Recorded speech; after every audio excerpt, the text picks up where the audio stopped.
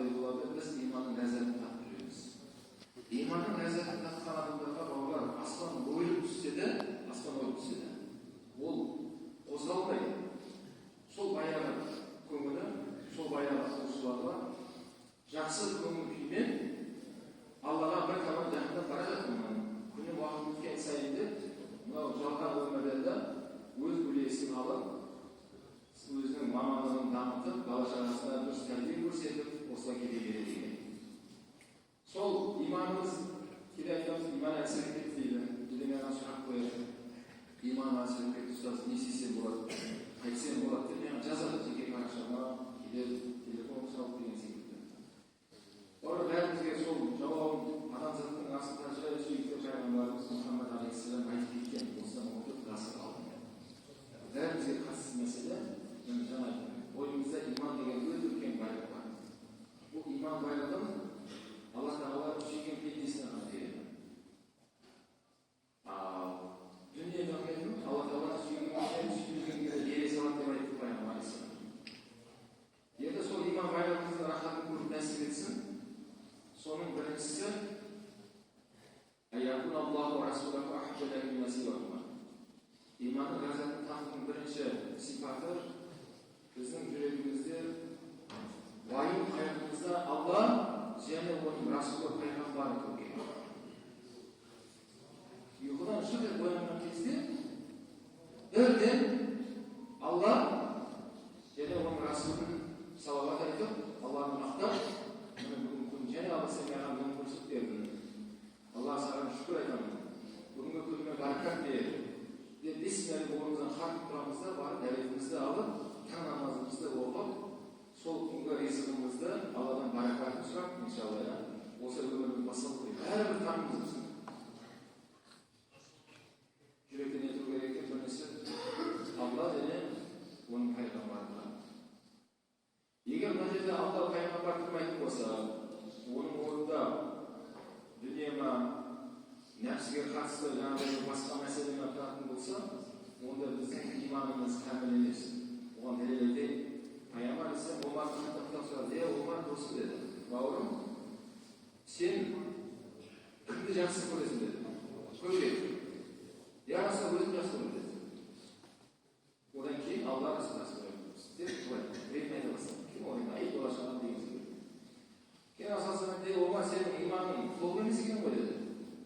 Иманың кәміл емес сен деді. Кейін Омар қатып, не айтып керек деді. Сөзді Расул айтты, Алла Расулын айтып керексің деді. Одан кейін өзің айтып керексің деді.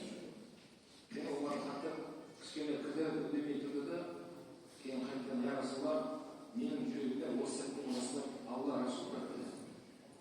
Одан кейін өзім, одан кейін маған қарымға кетеді. Сөзі әлған я Омар деді пайғамбар алейхиссалам. Омар мына иман енді кәміл болсын деді. Бауырым, иман енді кәміл болсын деді. Кейін сахабалар сұрады: Омар, сен пайғамбар айтқан кезде білмей тұрып жауап бердің дегенде, мен алдым өзім деп жүретінім, өзімді жақсы көремін. Өзім деп айтайын деп қарап отырсам, исламға дейін мен ешкім емес едім дейді. Осы діннің арқасында әзіз болған екен. Діннің арқасында мен Омар болғанымды мен сездім дейді нәрсе. Яғни исламның келгенге дейін біздің өмір ұстанымымыз мүлде басқаша. Бұл заманда жәһилиет заманы күнәні адамдар жақсы істеген соншалықты шегіне жеткізіп тастаған. Арақ-шарап деген нәрседе олар сусын орнына ішеді. Әйел адамның ешқандай қадір-қасиеті жоқ. Құл базарларда әйелге сатылады. Әкесінен қалған сол әйелдері, қаттары балаларына мұра болып қалады. Балаларынан қосақтап, базарға сатып, сондай күн көріп жатқан заманда әйелдерде. Исламдан келгеннен кейін қарасақ, біз шынымен де адамды құқыққа ие болған екенін ғой деп көз алдына өтті дейді. Содан кейін барып шынайы енді, я Расулалла, осы сәттен бастап жүрегімде Алла және Расулды қойдым деді. Бауырлар, бұл нәрсе бәрімізге қатысты нәрсе. Бұл хадис бауырлар қиямет үшін айтылады иншалла. Оны жеткізетін Расулалланың мұрагерлері бар. Имам Созыр Алла тағала берсін бауырлар. Иншалла қиямет кеші бұл хадис айтылады. Алла өз айтқызып қояды бұл нәрсе.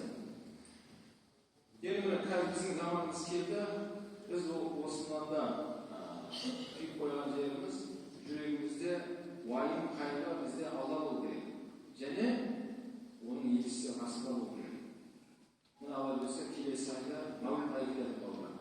Құдай қаласа сол Мәулітке аман жеткізуіміз нәсіп етсін. Мәулітке дайындалайық балалар. Адамзаттың асыл тәжі өмірге келген Мәуліт айы келе жатыр. Сол Мәуліт айына қазірден бастап егер той қуаныш болған кезде ауланы тазалап, барлығын кәсіптеп бала кезімізде дайындаламыз ғой.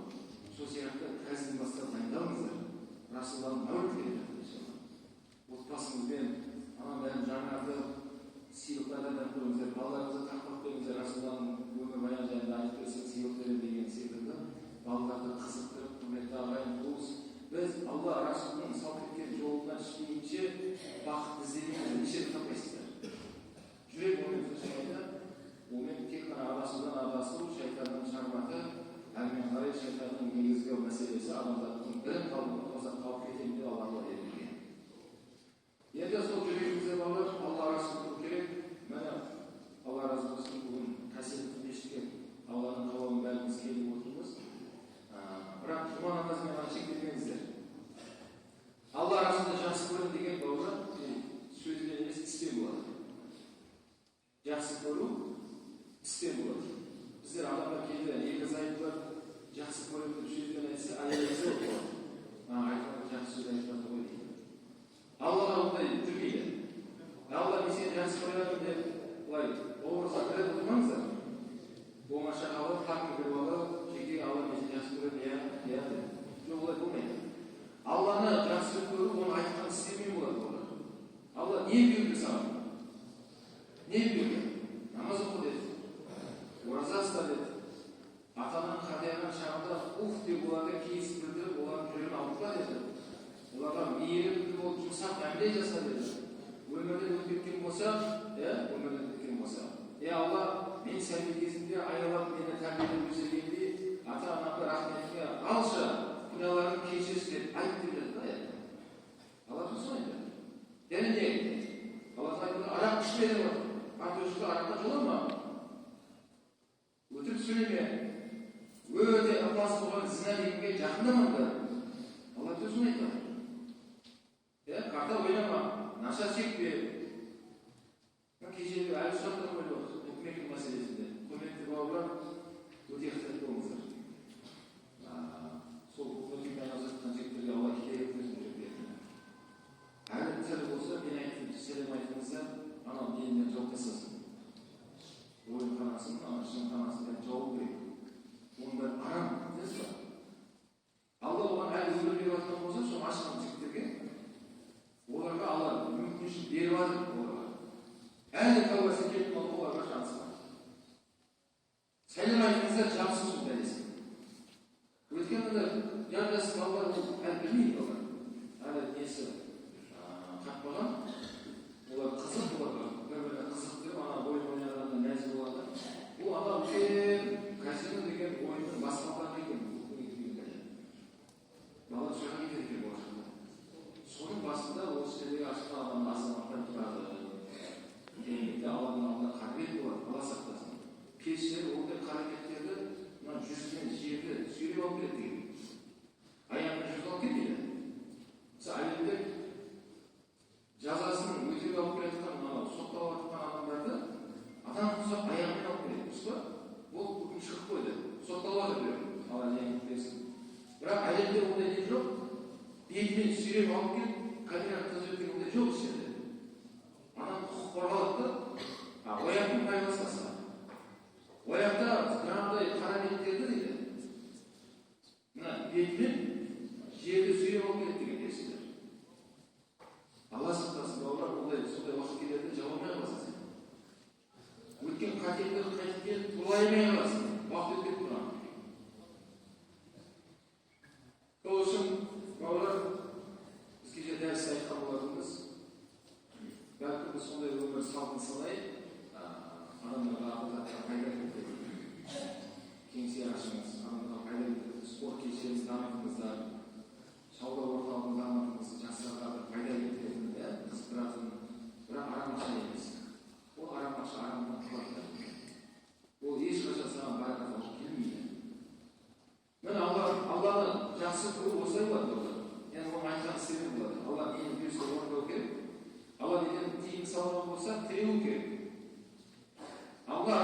жақсы көру ол сөзбен емес, осылай амалмен болады. Амалмен болады. Немесе жасырын айтарымыз жарайды, ондай жаңағыдай букмекер ойын қағыда бармаса да, трамадол деген нәрсе әркім бәрін жазып жатыр. Иә? Білесіздер ғой, жастар бастарын зер ойын, халқында бар нәрсе. Лақтырып, мешіттен шықты, анау неге лақтырып бермейді. Сен өзіңнің Құдай берген денсаулықты ұтамандар. Және ол ғайып емес. Ол жай ғана сезімге келіп деп сен құны жоқ денсаулықты сақтансың да арам нәрсе. Қазір жас балдар шірде бар. Ол бәрі нені шірде деген ғой. Етті сүйектен ажырайды екен. Тырнақтан түсіп алып болды. Кәдімгі іштен рак пайда болып, ет неден шірейді, сүйектен ажырайды екен. Бұндай процесс негізінде адам қайтыс болғаннан кейін 40 күннен кейін болатын нәрсе негізінде. Біздер қазақта 40 күн береді ғой. Маған көшірауытта марқұмның 40-ға асып кетеміз, келіңіздер деп жариялайды халыққа. Бар, соны көңіл айтып, 40-ға келген атамыздың кіріп шығамыз деп барады халық. Бұл нәрсе енді не нәрсе десеңдер, шариғатта бұйырған нәрсе емес, дәл сол 40 күннен кейін солай істеңдер деген нәрсе емес. Бірақ ол не болады десеңіздер, мынау қабір әлемінде есік жабылады ғой қабірдің есігі. Ауа жабылған үстінде.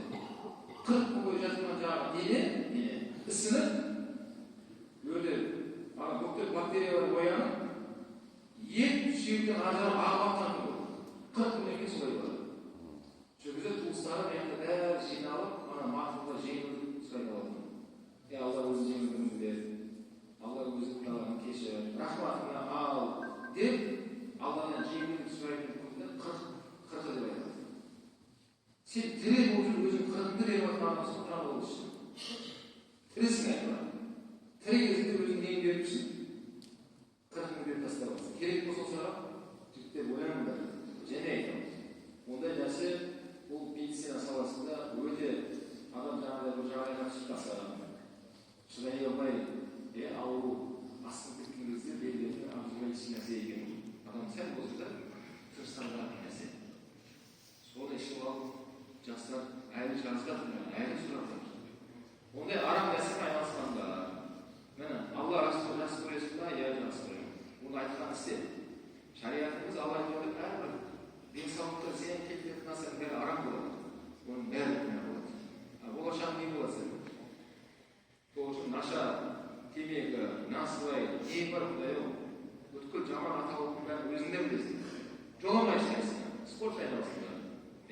Мен шариғатым солай деді. Денсаулығына қара, спорт айналыс, кітап оқыңдар, білімді азаматтардың жанына ұмтылыңдар. Сонда иншалла болашағың жарқын болады. Алла Расулды жақсы көретінді іспен дәлелдеңдер. Жүректен ету керек, Алла Расулды керек. Еркін бәрі жаңа айтқанда нәпсімізді осылай бір тежеп тоқтатып алайық. Арам деген нәрселердің тыйылғаннан кейін енді сол қуыс болып тұрған жерді енді толтыру керек. Ол немен толтырамын десеңіздер, шешіп толтырасыздар. Құлшылықпен ғана толады бұл жер. Керек арам нәрселерді тастадым. Болды. Аллаға уәде бердім. Алла бұл аузына алмаймын, темекімді де, намазымды ішпеймін. Букмекер біреу жапты, Алла разы болсын. Ешкім бармайтын болды, ешкім ойламайтын болды. Енді істеу керек. Десе енді руханиятпен толтырып жүрейік. Руханият деген құлшылықпен толтыру керек. Алла мейірімді, Алла субхана тағала өмірімізде бір мәрте намаз сәждеге бір жыл болды. Сонымен болдырса да Алла қадір еді. Өйткені мынау үлкен қаржы өмірімізде бір мәрте ғой. Бір мәрте барасың, болды мойныңа түсіріледі. Бірақ Алла мейірімді, Алла субхана тағала біз пендеміз, біз ұмытамыз. Ұмытушы пенде деп Құранда өзінде көп мәлімет бар. Я айюхан нас деген мағынасы ұмытушы пенде деп ұмытып кетеміз. Сол ұмыта беретін мүмкіндігімізді Алла Тағала ескеріп, бізді 5 мәрте тікелей байланысқа шақырады Алла. Сіз намазға келіп, құлағы қарап, жүрегіңіз бәрін тазалап, Раббымен байланысында Аллах акбар деп такбир алып намазға тұрған кезде біліңіз, Алладан тіке байланысасыз. Арада ешқандай періштелер, басқа дәнекер болмайды. Алла мен пенденің арасында намазда тіке байланысасыз. Бұл Алланың рахматы бар.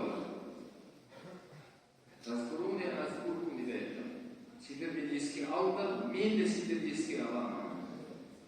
Вашкурули валякатку. Маған шүкір етіңдер, күпір кетірмеңдер дейді. Біз Алланы еске алу арқылы, иншалла, мына өмірдегі адамзаттық миссиямызды орындап қойып есептемеміз, иншалла. Демек, жаңа айттық, хадис бойынша Расулullah айтты, кімнің бойында 3 қасиет болса, иманның несін татады деді? Иманның ләззатын татады, иманның рахатын көреді. Біріншісі не екен? Біріншісі, Алла және оның пайғамбарын алейхиссаламды бүткіл болмыстан артық жақсы көрді. Өзіңнен де. Бүткіл болмыстан. Ақшаңнан да, дүниеңнен де, мақтаннан да, бәрін Алла арасында жақсы көру керек. Жақсы көру деген не болады деді? Іспен болады. Аллаху акбар деп азан уақыт айтылды ма? Олар кетпей тастаңдар. Сахабаларда болған, диқан сахабалар болған. Ана кетпеймен шауып жатқан кезде азан естіп қалса, кетпейді арқаға қасай сал деген. Соңғы ұра салайын деп болмай деген. Азан уақыт келді ма, дүние арам болмаған деп сахабалар кетпейді арқаға қасай дегенде дайырханаға бар, дәретін жаңалап, намаздың асынан ерлер дейді. Бауыры, біз де соған жетпейінше, біздің біріміз екі болу қиын болады. Өйткені, мынау жинаушы Алла, құраушы Алла, оның шашып беруші Алла. Біз құрай алмаймыз ешнәрсені. Яғни бір тиді екі қылмайсыз ешқашан. Оның құраушы Алла Субхану ва. Сол Алланың құраушы Алла болса, демек оны айтқан істеумен болады. Сен оны айтқан істе, енді сұра. Бақара сөз айтқан. Сендер мен айтқан істеңдерді, одан кейін мен сендердің дуаларыңды қабыл етемін дейді аяттан. Мына сол жүрегімізде Алла оның пайғамбары тұрса, иншалла, онда иманның ләззатын татудың бірінші басқышы өттік деп есептейміз иншалла. Екіншісі, екінші сипаты, бір адамды құрметтейтін болсаң, Алла үшін құрметтейді. Бір адаммен дос болатын болсаң, Алла үшін дос бол. Біреуге сыйлау беретін болсаң, Алла үшін сыйлайды. Мақсат үшін емес, бір пайданың көздері емес. Достар араласайын, дос болыңдар, бірақ кім үшін болсын ол? Алла үшін болсын. Ой, анау сондай жақында жанында жүре беремін, пайдасы тиіп қалар ма? Ел үшін емес, ондай дос емес ондай. Уақытша ол пайдаланып жүрген нәпсі құмарлық, сондай пендешілікке салынған болмайды. Ондай дос деп айтылмайды. Дос, Расулullah біледі, нағыз шынайы дос, сен оны көрген кезде ақыретті еске салатын дос деп айтқан пайғамбарымыз. Сондай достар тауып ондай дос қайықта десеңді мешітте. Ол жаңағы бұл мекенде емес, уақытта земелде. Ондай достар қайда тауып болады? Міне мешітте имамдар дәріс береді. Дәріс бола ма мешітте? Болады. Міне осы жерге келсеңіздер, сіз іздегенді басқа да іздеп осы жерге келді. Дәрісте отырып, танысасың, араласасың. Имам жанындағы шәкірттердің бәрі Алла арасында жақсы көретін балалар. Шынайы достар солар, иншалла. Ертең қияметте де шапағат ететін достар солар болса. Дос бала біреуді құрметтейік, сыйлайық, үлкенді зеттейік. Кішкене зеттеп, үлкенді құрметтейік. Дініміз осы нәрсені айтады, бірақ оның бәрі Алла үшін болсын. Құдағыңызды сыйлаңыз. Құда болғандықтан емес. Құдай қосты балаларды, енді Құдай үшін. Құдағыңызды Құдай үшін сыйлаңыз. Арап қойып сыйламаңыз осыны. Оны шариғат бойынша сыйлаңыз. Сөзі сіздердің құдалықтарыңыз. Иншалла сөзді жаңағыдай қазір айтады ғой. 200 жылдық құда мұны жылдық кетеді. Сіздердің мұны жылдық құдалықтарыңыз сол кезде басталады. Неге? Өйткені сіз құдаңызды кім үшін сыйлайсыз? Алла үшін. Жастан Алла қосты. Сен ол құдаңды қаладың ба, қаламадың, бірақ Алла қалады. Ол Алланың қалауымен ғана адамдар бірінен құда басады. Алланың қалауымен жаңағыдай лауазымға жетесің, көршіге, біреумен көрші боласың деген секілді. Бүткіл біліп Алланыкі, біз оған иман келтірдік, соған мойынсынамыз. Әрбір сәтте, демек, біреумен аралассақ та, біреумен жек-жат болсаң да, құда болсаң да, бәрін кім үшін сыйлау керек? Алла үшін сыйлау керек. Алла үшін сыйлаған кезде балалар ол тәтті болады. Ол ұзаққа созылады. Көз бояушылық, бетіне күліп тұрып сыртынан тоқтап кетуге болмайды. Онда ол сыйлаудың амалы емес. Ой, сыйлаушылар сыртынан бір қайнап сөйледі. Жоқ, ол Құдай үшін арасынан аталған кезде емес. Құдай үшін сыйлаған адамда оны көз алдында тұрған кезде қалай оның құқықтарын қорғаса, адамгершілігін сыртынан да сөйтіп қорғап жүре береді. Ол туралы бірдеңе сөйлеп жатса, бірден тоқтап тастайды. Ей, бауырым, тоқта. Сен не айтасың? Сен сол айтып жатқан сөзіңе дәлелің бар ма? Үш куәгерің бар ма? Жоқ десе, онда ол иман жап сен. Бірақ сен айтсаң, сен де күнәласың, тыңдасаң, мен де күнәламын. Деп, Құдай үшін сыйлаған адамдардың сыртынан да сөйлеп кеткен адамдар үшін үйренеді. Сол сауап болады, бауырлар, сол кезде біз иманның ләззатын татамыз. Біздің бойымызда жаңағы иман байлығы бізге мына жалған өмірде де үйсіреп, рахатын көріп, кейін артын естіп жатыр. Анау қайыншы, өйткені сен мынау бір айтқанда, бауырың досың, оны ауыз жауып тастадың деді. Ол туралы қайрат сөйлемеңдер. Бетіне айтсай бар, жігітсің ба барды бетіне айтып тірі бол болса. Бетіне алайсыз үндемей қалды. Оны сен естің келсе риза боласың. Мен ақыреттік бауырым бол деп қоясың. Сол кезде адам иманның ләззатын кәдімгідей сезініп, жүдеп дами беретін нәрсе екен да. Бұл екіншісі. Демек біріншісі болды иман ләззатын алу үшін біздің жүрегіміз Алла, оны Расулы. Ол немен болады дедім? Сөзбен емес, іспен. Мына намазда бауырлар ниет қылып жүре бермеңдер. Бастау керек намазда. Қанша адамның өмірде ниет қылып кетті қаншасы. Құдай қаласа дейді. Құдай баяғыда қалағанса. Құдай тағала сен 12 жаста намаз оқуды қалап қойған. Сен өзің қаламайсың. Өйткені Алла мейірімді, анау жануарлар қолындағы кезде қолын аяғын тұра алмайды. Өзіне бір шашпаған, бірақ тұраса енесін іздей алады. Емемін деп. Оған кім береді бұл нәрсені? Кім береді оған? Алла береді оған. Сол сияқты біздер көзімізді ашпай, беліміз бесіктен шыға салысымен, бәрінен сәждеге шығып кете беретіндей қылып қою Аллаға қиын емес еді. Бірақ Алла Субхана тағала мына жалған өмірде бізді еркімізге салды. Өйткені Адам алейхиссалам жәннатта жеме деген бірақ жемді сонда. Соны шайтан азғырып, Хауаның арқылы Адам алейхиссалам азғырып жегізді сол нәрсені. Сөйтіп жәннатта екеуі шығарылды. Кейін ол екеуі айтты, демек мына өмірде сендерге енді еріктеріңе тастаймын деді. Бірақ осы жерге қайтқан келгілерің келсе, мына осындай шариғат ережесі бар, соны орындасаңдар қайтып келесіңдер мына жерге деді. Міне қазір біздің дәуіріміз келді, бізге де сондай ерік бар. Қаласам, намазымды оқып қаласам, оқымай-ақ қой. Бірақ оқымағанда өзің өкінесің. Мына өмірде де, ана өмірде де. Оқысаң, өзің риза боласың. Мына өмірде де, ана өмірде де. Алла мейірімді болар. Бүткіл жаратылыс Алла Тағала олардың başlayan кезде настройкасын жасап, осы өмірге бәрін дайындап жібергенде адам баласын Алла жасамады. Алла Субхана бізге ақыл деген номерді берді де өз еркімізге тастады. Өзің білдеді, өзің қарды. Алла